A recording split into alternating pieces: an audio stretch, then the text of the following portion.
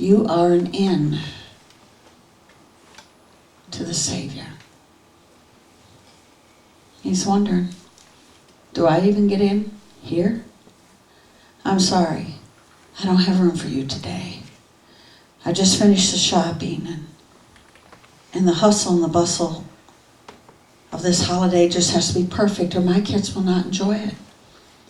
And everyone will complain if they don't get the best present. And if I don't get that iPad for my kid, the world will stop revolving. And Santa doesn't come at the right time. And I don't have those milk and cookies out. Christmas will not happen. See what we've grown into? An inn that has no room. And then there's a stable. Hewn walls, stone walls, perhaps a beam or two of olive wood bracing the roof, but it was cold, it was rock hard. But then again, he was called the Rock.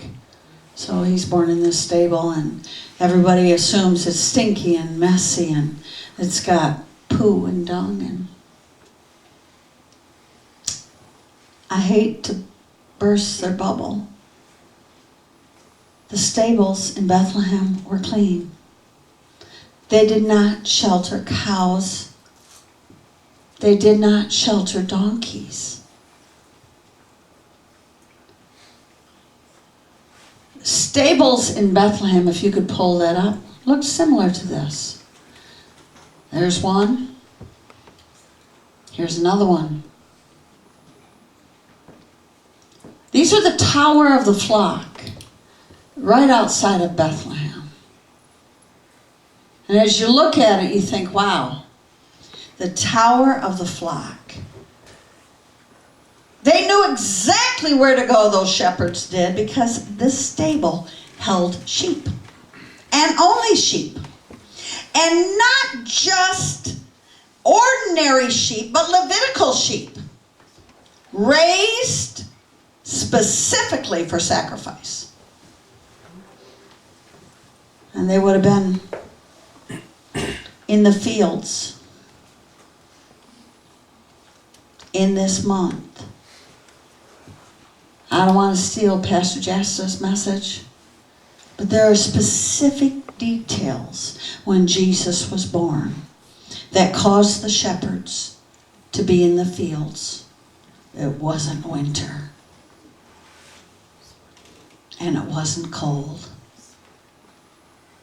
because they're in the fields and they're watching, keeping watch o'er their flock by night. Why on earth are they keeping watch o'er their flock by night? It's birthing season. Sheep are going to be born.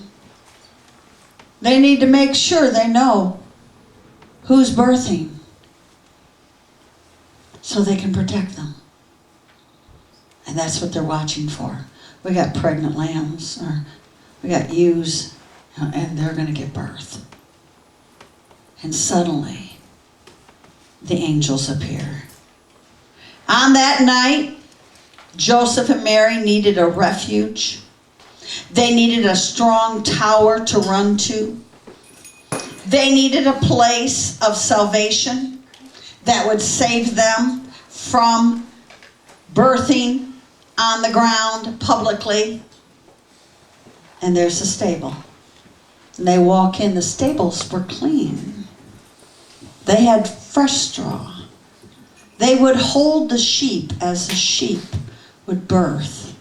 They would be a place of protection. And see above, you would see they would stand high in the tower and watch to make sure there was no prey coming.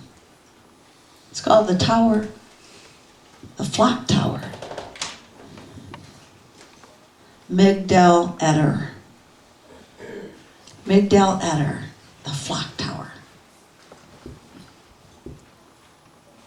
Micah 4:8. I'm not making this one up. And thou, O tower of the flock, the stronghold of the daughter of Zion, unto thee shall it come, even the first dominion. The kingdom shall come to the daughter of Jerusalem. I know. Some of you are going, what is that saying? O tower of the flock, the stronghold of the daughter of Zion, unto you shall it come. Even the first dominion, the kingdom shall be born right there, daughter of Jerusalem, in that flock tower. You have to understand the flock tower and what it means. Thus the Old Testament clearly states the Messiah will be born in the flock tower. I tell you, this watchtower from ancient times was used for a unique flock. The sheep would come through and they would be inspected for damage, for cuts. They would be cleansed and cleaned. And then they would take the swaddling cloths, the strips of cloth, and they would wrap that sheep to make sure before it headed for the temple for sacrifice, there was no dirt, no dung, no waste. So that stable was meticulous, and it was kept clean and sterilized. Interesting. Fresh hay was there. There was a feed trough of dribble. That manger, not an ordinary manger, a manger of stone. There we go. That's a manger.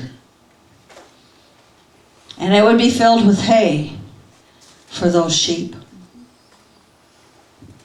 But those sheep were not dirty sheep. Shepherds came in from the field. They knew their responsibility. They were Levitical shepherds. But they weren't allowed to go to the temple. They were never allowed to worship in the temple. They were lowly. They were the peasants. They had the waste on the bottom of their feet. They probably smelled a little like armpit onion.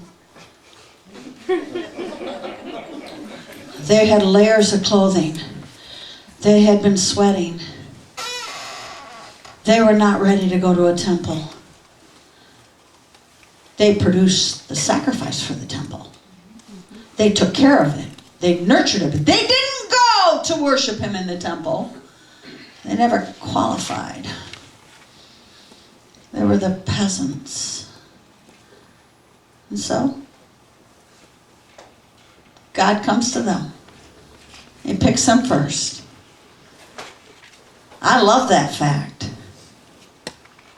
I love the fact that manger, actually, if I say this to you, Jesus was Bethlehem.